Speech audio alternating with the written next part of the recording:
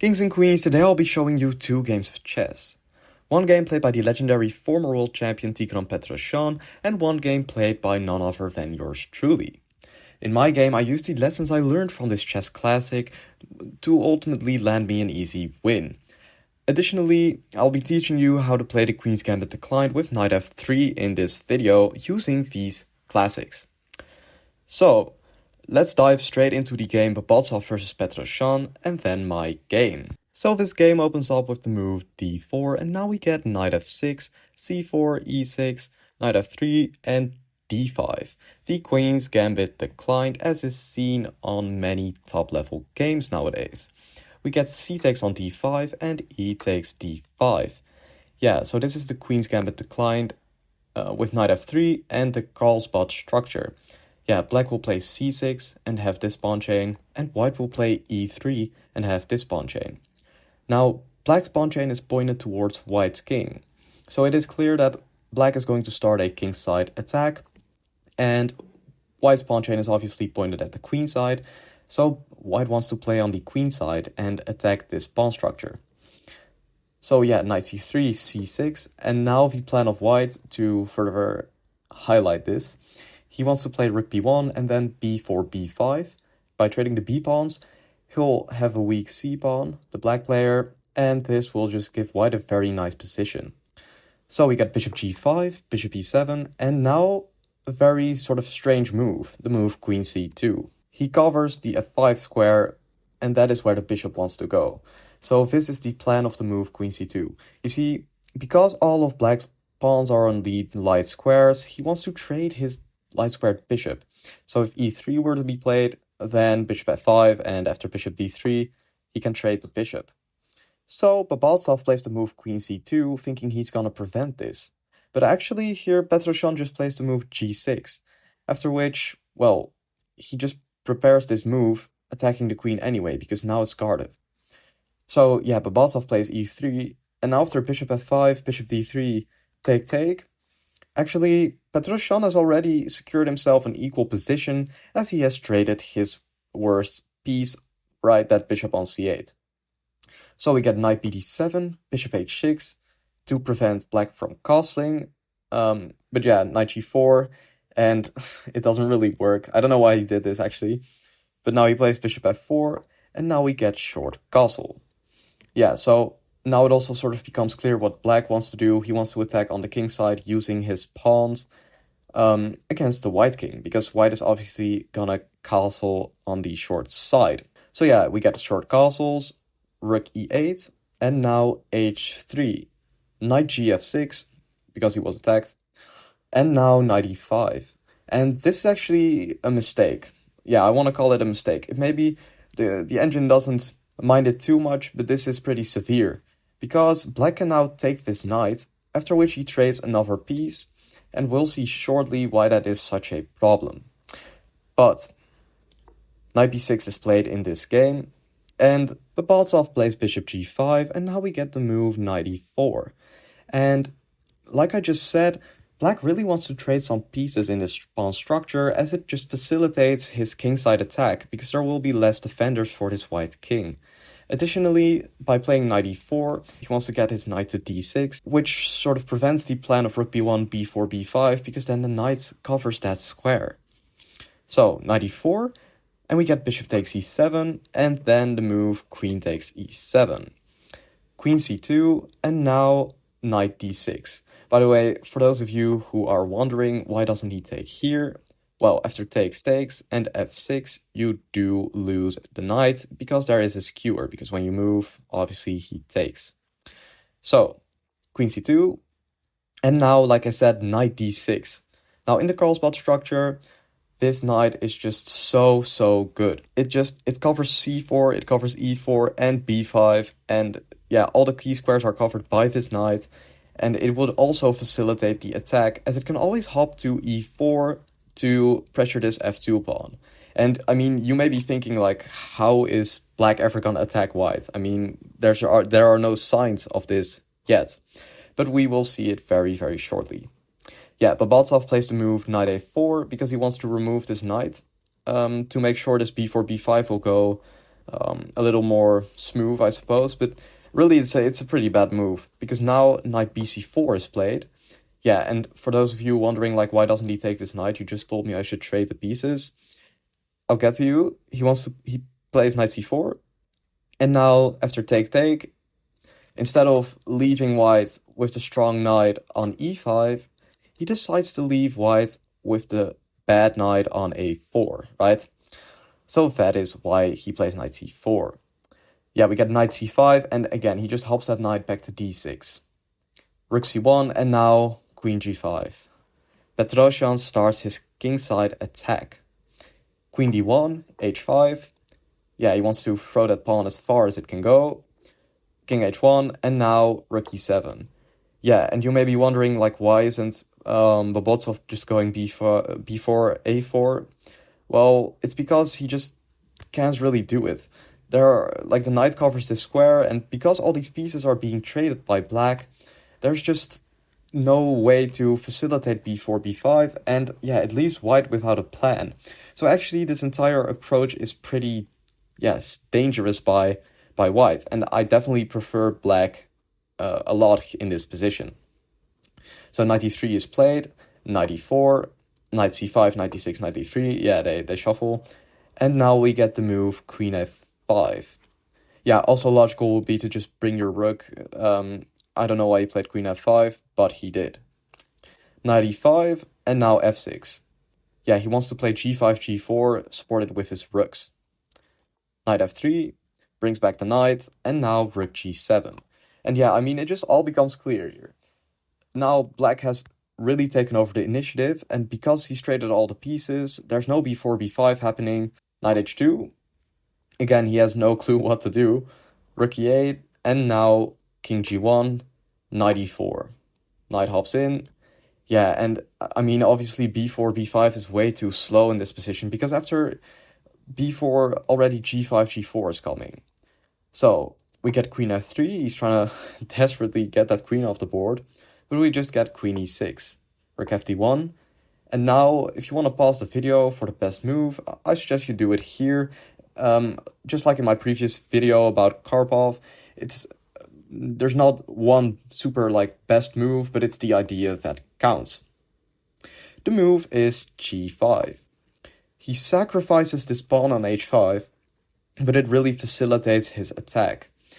Yeah, I mean, and also Bobotsov is sort of forced to take, because after rook e1 and g4, take, queen e2 and f5, yeah, queen h6 will come, and there's no way to guard the h-file. So black is just completely winning here. So after rook fd1, yeah, g5, he has to take. Okay, and now f5. So you may be wondering, why did he give up that pawn? I mean, shouldn't white be better here? But actually, even though white has an extra pawn, he doesn't have any passed pawn, doesn't have any activity.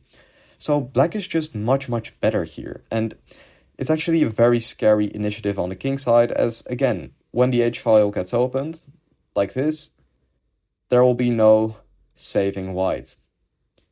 Rook e1, played by Bobotsov. We get g4, hg4, hg4, and now, yeah, the final blunder of Bobotsov. It actually happens already here. Can you imagine? Yeah, he plays the move f3, and now after g takes f3, knight takes f3, rook h7, this queen actually has no squares. And now you may be thinking, what do you mean? It can obviously go to e5, as is played in the game. But after queen c8, queen f4, because that was the only square, rook f8, he attacks the queen e5, and rook f5, there's just no square for the queen. So in this position, Bobotsov decides to resign the game, as there's nothing left to be done. So now we're going to be taking a look at how I use the lessons I learned from Petrosian's game in my own game, played in the Grand K Chess tournament held in Germany, Karlsruhe. So this game opens up with d4, and I decide to play knight f6, c4, e6, knight c3, and d5. cd, ed, bishop g5, c6, e3, h6. Yeah, it's all standard theory. Bishop h4, bishop e7, bishop d3, castles. And now a bit of a strange move. Yeah, instead of playing knight g2, which is another branch of theory, my opponent decides to play the move h3. By the way, to make it clear, I am playing with the black pieces in this game. Regardless, yeah, he plays h3. I don't know why he did this. He also spent a lot of time thinking about it. It really doesn't make any sense to me. Regardless, I play rook e8, preparing the move knight e4. Yeah, after knight f3, I played knight bd7, we get castles, and now knight e4, and just like in the Bobotsov-Petrosian game, I start trading pieces. And I'm trying to get my knight to d6. Now, first of all, what happens if this knight is taken? Yeah, if he takes here, there are a couple of options. You can take here, you can also take on e4, and both are just equal or better for black. So this is not to be recommended. Because when you take, let's say, and he moves the bishop, now black has the bishop pair and can point his pieces towards the king, which is obviously favorable for him. So, my opponent decides to take on e7 first, attacking my queen. So, yeah, I'm forced to play queen takes e7 or rook takes. Obviously, I take with the queen, developing my pieces. And then we get the move queen c2, maintaining the tension. And, well, I know I just said I wanted to trade pieces, but I don't take on c3 here, because then white can change the pawn structure with the move b takes c3, preparing c4, and then I'd get an isolated pawn on d5, which I really didn't want. Yeah, so instead I play the move knight df6, maintaining the tension because I can take at any moment I want. We get rook to b1 by my opponent, preparing the classic b4, b5 as I just said, and now bishop f5. Yeah, I'm trying to trade this bishop on d3. b4, and now I played the move rook a c8. Yeah, because now when b5 is played, I actually can just take, opening up my rook. So it's really just prophylaxis against this move b5. Knight e5. Oh yeah, and by the way, there is one difference between this game and the Bobotsov game, and that is that white actually got off the move b4. But yeah, knight e5, and I start trading the pieces.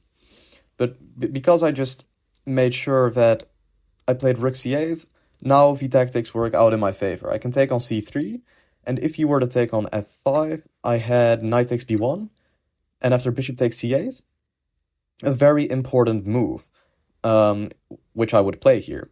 Yeah, instead of taking back by rook takes c8, I play knight a3. First, I attack the queen, and then when he moves it, I take this bishop, and then he takes, and now his pieces are misplaced. So this was my plan. Another nice option is to play the move knight c4, and yeah, you just get wild tactics here. Regardless, this does not happen in the game. Yeah, I take on c3, but my opponent just decides to take back. So, yeah, no wild tactics there. I just take, and now queen takes e3.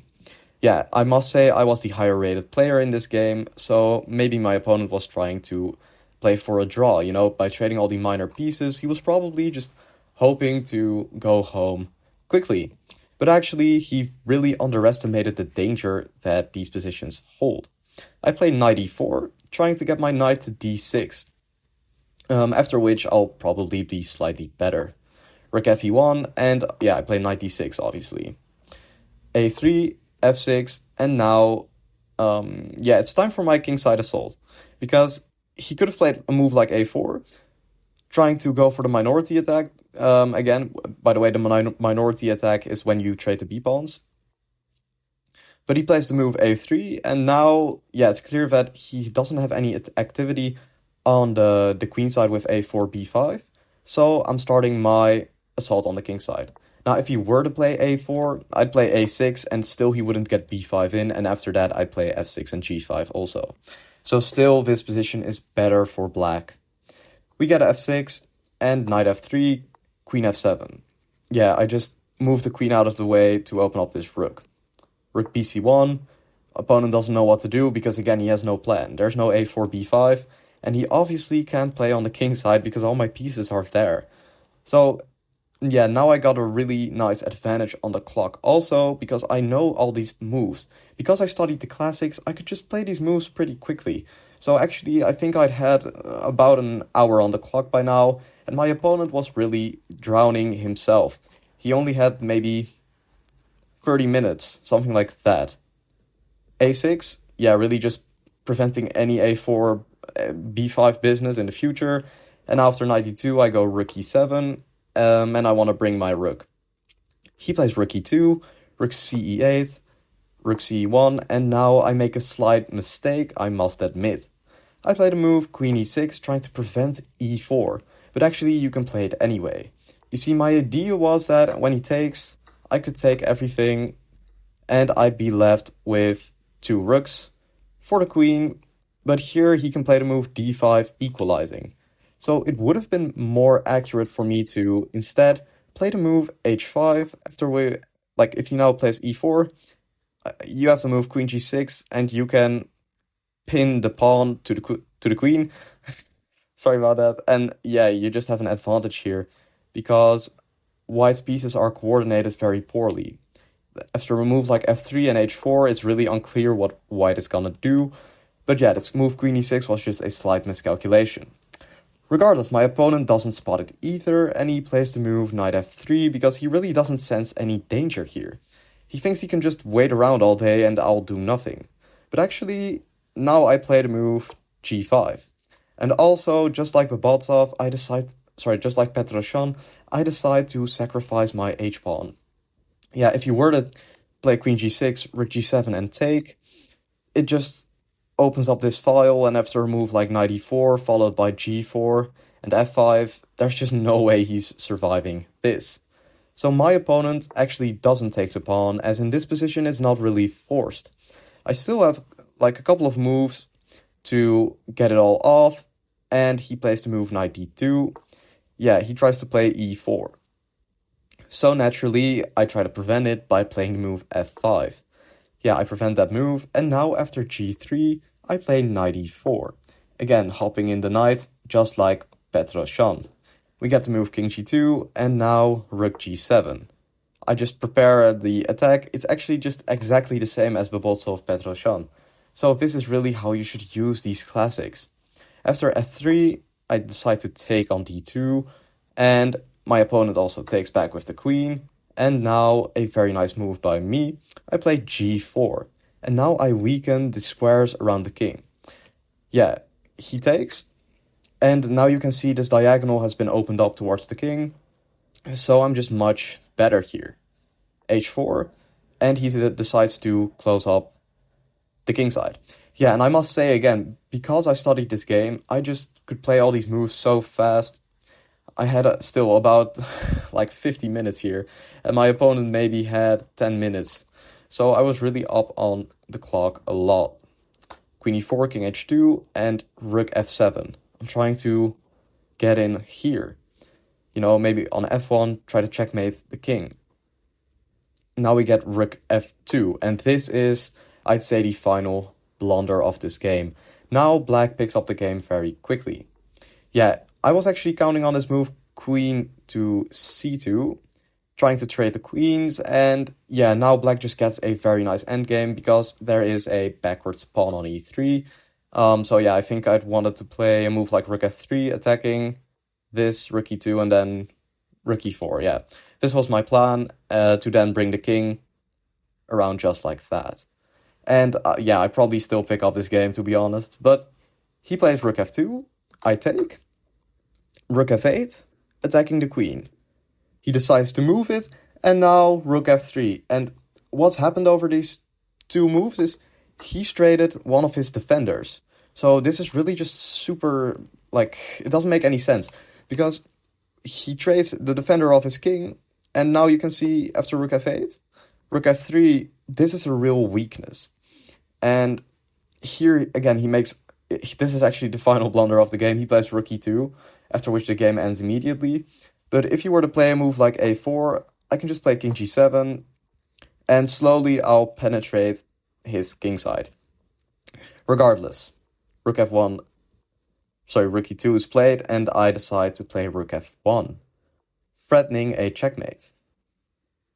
So he blocks it, and after the move queen b1, it was time to resign this game.